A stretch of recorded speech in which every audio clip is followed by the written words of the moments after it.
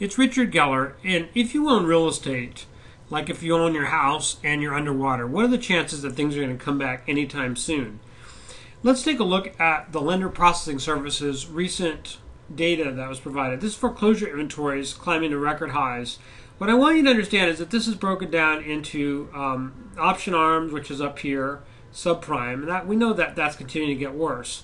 But what's very interesting about this is that actually there's also an increase, gradual but pretty dramatic increase, in the prime loans. Let's take a closer look at that. Here is a chart showing year over year deterioration in delinquencies and foreclosures, and you can see that the biggest areas of increase is in agency prime and non-agency jumbo prime and non-agency conforming prime, all in prime, meaning that prime borrowers are starting to get into real trouble. So we already know that subprime and all the option A and all that is getting really, really bad, but now we can see that all the prime borrowers are getting really, really bad too. So in terms of raw numbers here, you can see the delinquency count and foreclosure count going from 0.8 million to 1.8 million in foreclosures, delinquency going from 4 million to 7.4 million in a pretty short order. REOs isn't increasing that much, and you see this is what I find very interesting. While you see delinquencies and foreclosures have doubled or tripled, REOs haven't gone up that much at all. And what's the reason for that? We know the reason for that. The reason for that is that banks are not foreclosing; they're holding on to these delinquent borrowers. They're not foreclosing, and this is forming a huge overhang of what people call shadow inventory that's going to come on the market at some point. It's millions and millions of units. You can just imagine how many millions of units. It's probably 5 or 6 million units right now of shadow inventory that's going to come on the market, and that makes the whole housing market impossible to recover. Just to see geographically, we all know the suspects. The worst is going to be in parts of Florida, Las Vegas, California, especially the Central Valley, and the Phoenix area in Arizona, but there's a lot of other sort of bad spots all over the country. This is an interesting chart that LPS did by FICO scores. FICO scores of over 680 are the green, and you could see that in 07, the little green, the high FICO score people were just a small slice of the foreclosures or delinquencies, but now in January 10, they're a big portion of it.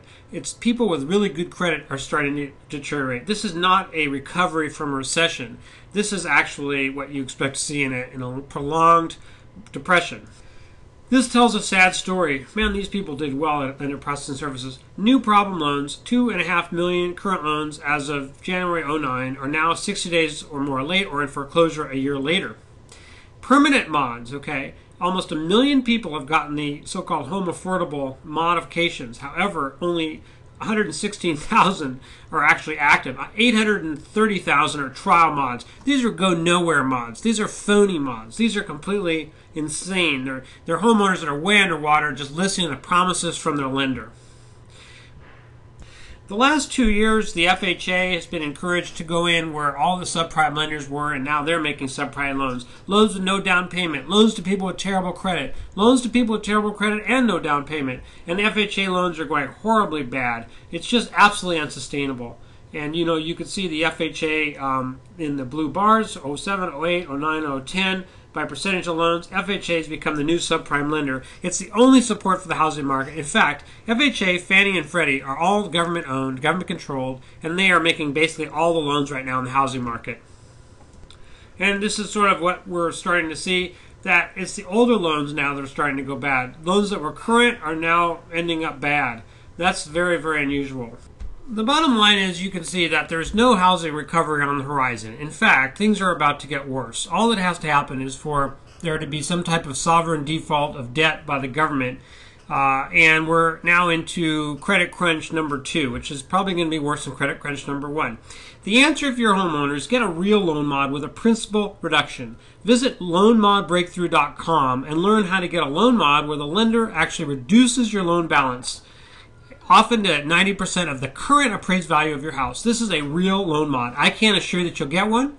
You may not. I can't be responsible for all of this, but at least I can get you the information. It's Richard Geller. Thank you so much for watching. Thanks. Take care.